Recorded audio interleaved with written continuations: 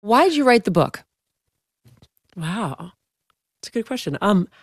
I wrote it because I had been a reporter at the Times, and I'd been a features reporter who'd been given a lot of autonomy to write features. And then 2020 came, and there were all these amazing stories, and the world was kind of spinning into this wildness, into what you could describe as insanity, but it was definitely a revolution. And I wanted to cover it. And it was becoming very hard to do that within the confines of a paper that for a while decided not to cover those most interesting stories. Now I think they're trying to pivot, but that's another conversation. But I wanted to write about it all. I wanted to write about what was happening in Seattle and Portland and what was going on the streets. And I ended up quitting the paper and writing this book. It's crazy. And it kind of gave me an excuse to cover the revolution. Well, because you wanted to write about it in an honest way. You didn't want to go cheerlead it necessarily. You wanted to just report what you found on the ground. Yeah. But that wasn't exactly what they wanted. I think, and again, there's a small correction that you're starting to see happen, but for a long time, it was very explicit within mainstream American publications that we were not covering what was happening. And it started around in 2019, but really 2020, it was said out loud. You know, NPR put out a statement saying, we are not reporting on Hunter Biden's laptop. That is the rule of the newsroom.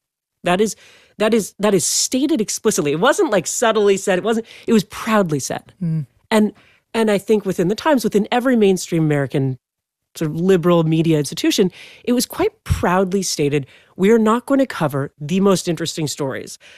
And that was really frustrating as a reporter who was curious about the world.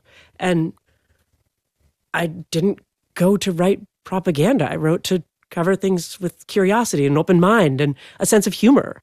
And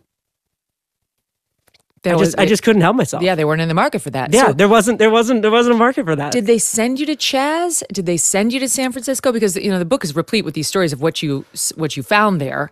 So they did eventually send you, but so a couple of the first chapters and a little bit in the beginning of the reporting, I managed to kind of eke that through, and then that became untenable. It basically became impossible within the world of the paper. I mean, most of this was done sort of socially. It was done kind of by colleagues. It wasn't a top-down thing. The editors of all these institutions, the leaders of all these institutions don't want this kind of closing of the journalist mind. They want the old values. But the closing was a kind of communal effort of Explain that. So you're telling me, what's the line of command? Because wouldn't it just be your boss? You go to your editor, your assignment editor, and they say, "This is what you're doing, Nellie." Sort of. How does somebody who's lateral to you shut down your reporting? Well, there's a couple of reasons, but I think the big, really interesting one that happened was the creation of these huge Slack rooms that all staffers were in. Infamous New York Times Slack room. But I think every single one of these institutions has go. Yeah, where they all go. And do not create a Slack channel at the Free Press. No, absolutely not. So I know we have like a tiny one, and Mom was like, watch that Slack. No, don't do it. No. If people want to complain at my show, they have to text me. Perfect. It's great. As it should be. But it flattened the hierarchy. So you had like a 3,000 person Slack channel where someone like a junior editor in the Wirecutter section could be like just reaming a top politics reporter. And that politics reporter would then have to respond. That's annoying. That. And it was like that's kind not of good. This crazy flattening of the hierarchy. No, that's bad. We want hierarchies. They work. Hierarchies are useful for a lot especially of now reasons. that you're at the top of it, don't you see? Now I'm like, you should have to ask my permission to even post anything in Slack. Like these idiot White House interns who think they're going to set Israel policy. Shut up. The White House and get interns, the they coffee. can't get enough. No one gives a shit what you think about the Mideast. They won't even put their names on it. It's like if you're releasing a public letter, you gotta name yourself. No, and otherwise it's like you know what your thoughts where they go in your journal. Dear diary, I'm so angry about the evil Israel. That's fine. You can have that face as a kid. You can't try to hijack the White House and demand policy change. Anyway, this is why I'm against Slack channels. I'm with you. I don't mind. I don't mind if my staff complains about me or policy at the show. That's part of being a corporate person, right? Yeah. You got to vent. I mean, and I don't begrudge anybody that. But allowing a forum where they can go and do it publicly foments insurrection, you might say.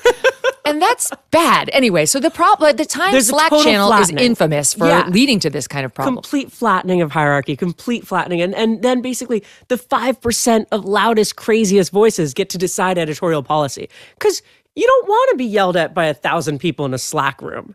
And I mean, it's a maybe, little... Maybe you do. And yeah.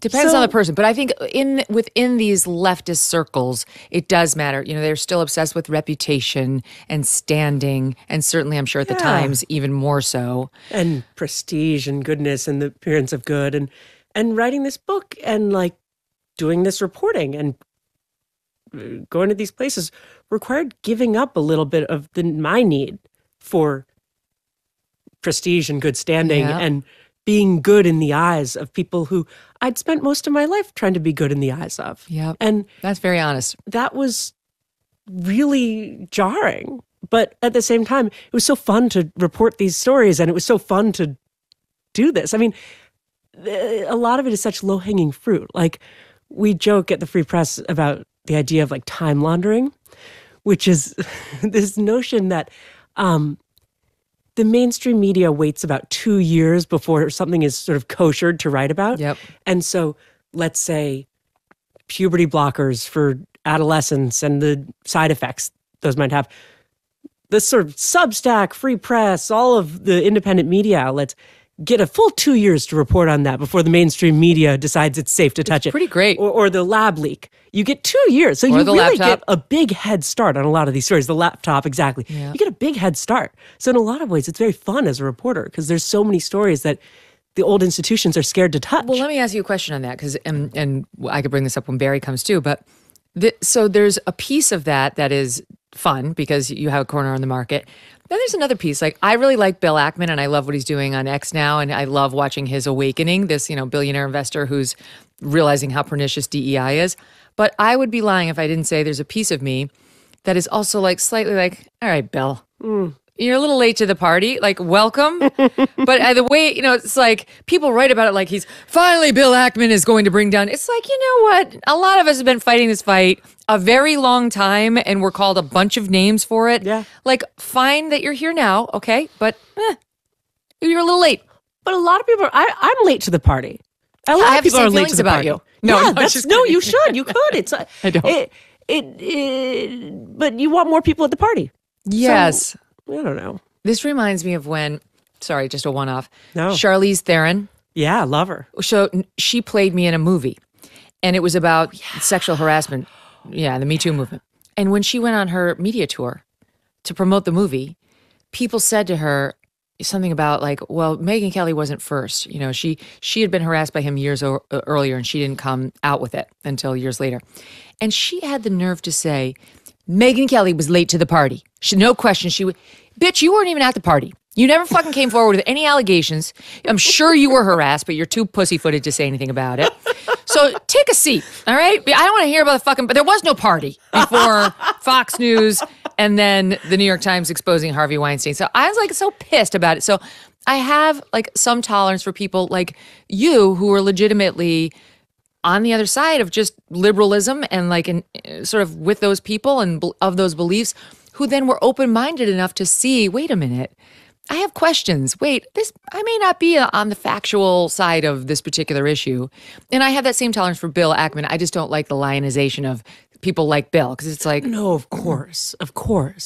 Yeah. And I mean, it's fair. But at the same time, like I think of it in terms of like seeing evidence and responding to evidence. Like I was always lockstep in being a sort of good progressive in the good progressive movement.